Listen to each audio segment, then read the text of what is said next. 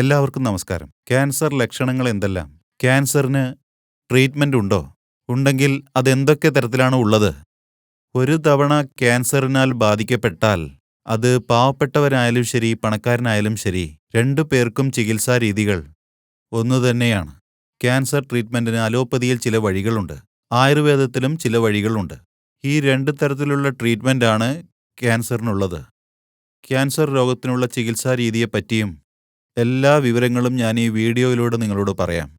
Cancer രോഗത്തെ കണ്ടുപിടിക്കണമെങ്കിൽ എന്തെല്ലാം ടെസ്റ്റുകൾ ചെയ്യണം? ഈ ആപൽക്കരമായ ക്യാൻസർ രോഗത്തിന് ചികിത്സ കൊടുക്കണമെങ്കിൽ അതാദ്യം ഏത് സ്റ്റേജിലാണുള്ളതെന്ന് തിരിച്ചറിയണം.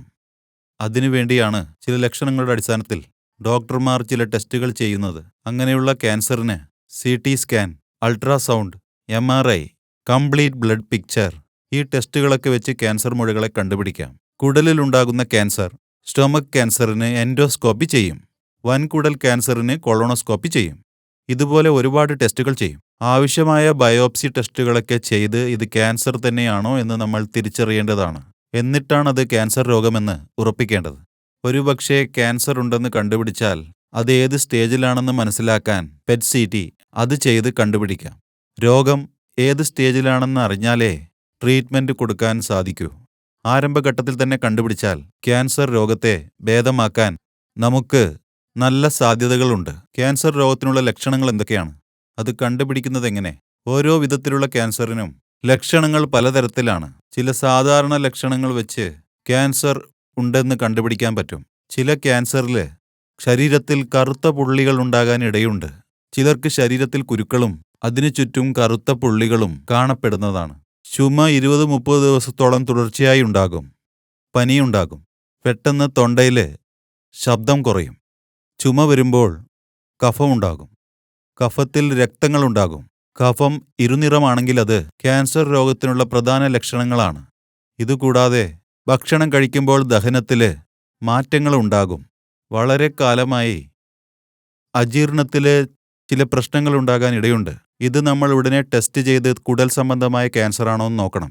കുറച്ചു പേർക്ക് കഴിക്കുമ്പോൾ വിഴുങ്ങാൻ ബുദ്ധിമുട്ടായിരിക്കും. ശരീരത്തിലെ ഭാരം കുറയുന്നത്, മലത്തിലും മൂത്രത്തിലും മാറ്റം വരുന്നത്, ശുക്ലങ്ങൾക്കിടയിലൂടെ രക്തം കാണുന്നത്, അല്ലെങ്കിൽ ഇടയ്ക്ക് വെള്ളദ്രവം കാണപ്പെടുന്നതും, പെണ്ണുങ്ങൾക്ക് അടിവയറ്റിൽ വേദനയുണ്ടാകും. വയറിൻ്റെ അടിഭാഗത്ത് വേദന അധികമായാൽ ഉടനെ ഡോക്ടറെ പോയി കാണൂ. വയറ് വീങ്ങിയിരിക്കുന്നത്, ഇതോടൊപ്പം മൂത്രം തടസ്സപ്പെടുന്നത്, പുറം വേദന, ക്ഷീണം വരുന്നത്, പനി വന്ന് 1 മാസത്തേക്ക് മാറാതിരുന്നാൽ, ഇതിലേതെങ്കിലും ഒരു ലക്ഷണം ഉണ്ടായാലും ഉടനെ ഡോക്ടറെ പോയി കാണേണ്ടതാണ്. ഇതുപോലുള്ള ലക്ഷണങ്ങൾ ഏതെങ്കിലും കാണുകയാണെങ്കിൽ ഇതിന് ക്യാൻസർ രോഗവുമായി എന്തെങ്കിലും ബന്ധമുണ്ടോ എന്ന് നമ്മൾ തീർച്ചയായും പരിശോധിക്കേണ്ടതാണ്. ഇത് മാത്രം ക്യാൻസർ രോഗത്തിന്റെ ലക്ഷണമെന്ന് പറയാൻ പറ്റില്ല. ഈ ലക്ഷണങ്ങൾ ഇൻഫെക്ഷൻ മൂലവും വരാൻ സാധ്യതയുണ്ട്. എങ്ങനെ വന്നാലും ഈ ലക്ഷണങ്ങൾ കണ്ടാൽ ഉടനെ നമ്മൾ ഡോക്ടറെ പോയി കാണണം. എല്ലാ വിധത്തിലുള്ള ടെസ്റ്റുകളും എടുക്കുന്നതാണ് ഏറ്റവും ഉത്തമം. ഡോക്ടർ മുഖ്യമായ ടെസ്റ്റുകൾ ചെയ്തതിന് ശേഷം ഇത് ക്യാൻസർ രോഗമാണെന്ന് ഉറപ്പിച്ചു കഴിഞ്ഞാൽ നെഗറ്റീവ് തോട്ട്സിലേക്ക് പോകുന്നതും ആവശ്യമില്ലാതെ ചിന്തിക്കുന്നതോ ഇതൊന്നും ചെയ്യാതിരിക്കാൻ ശ്രമിക്കുക. പോസിറ്റീവായ ചിന്തയോടുകൂടി ഇരിക്കൂ. ഒരുപക്ഷെ അത് ക്യാൻസർ ആണെന്ന് ഉറപ്പിച്ചാൽ ഒരു തരത്തിലും ചിന്തിക്കേണ്ട കാര്യമില്ല. ക്യാൻസർ രോഗത്തിനുള്ള ചികിത്സ ഇപ്പോൾ നമുക്ക് ഒരുപാട് ഇന്നിവിടെ ലഭ്യമാണ്. അതുകൊണ്ട് ഈ സന്ദർഭത്തിൽ ആരും പരിഭ്രമിക്കേണ്ടതോ വേവലാതിപ്പെടേണ്ടതോ ആയ കാര്യമില്ല.